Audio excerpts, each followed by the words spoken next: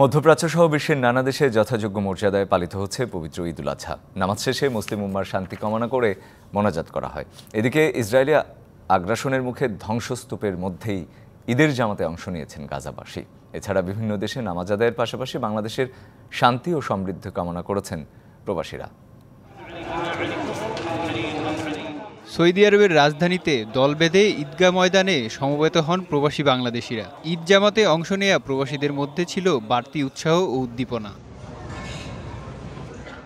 কাতারে ৬৭৫টি মসজিদ ও ঈদগাহ মাঠে ঈদের জামাত অনুষ্ঠিত হয়েছে। দেশটির বিভিন্ন শহরে দলমত নির্বিশেষে স্বতঃস্ফূর্তভাবে জামাতে অংশ নেন প্রবাসীরা। বাহরাইনের সালমাবাদ ওয়াটার ইমার্জেন্সি পার্কিং জোনে বিপুল সংখ্যক প্রবাসী বাংলাদেশি সহ বিভিন্ন দেশের মুসল্লি ঈদের নামাজ আদায় করেন।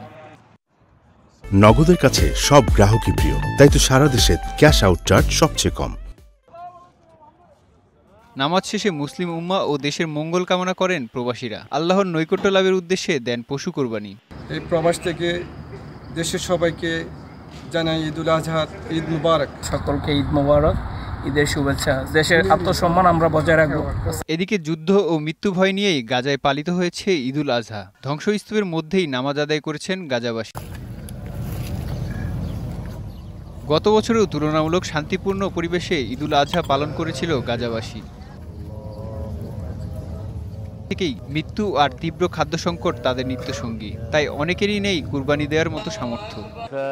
এই ঈদে আমাদের মাঝে কোনো আনন্দ নেই। পরিবারের অনেক সদস্যকেই হারিয়ে আমরা অনেক কষ্টে আছি। ইসরায়েলি হামলার মুখে ত্যাগের এই দিনে পশু কোরবানির পরিবর্তে আমরা যেন নিজেদেরই কোরবানি দিচ্ছি।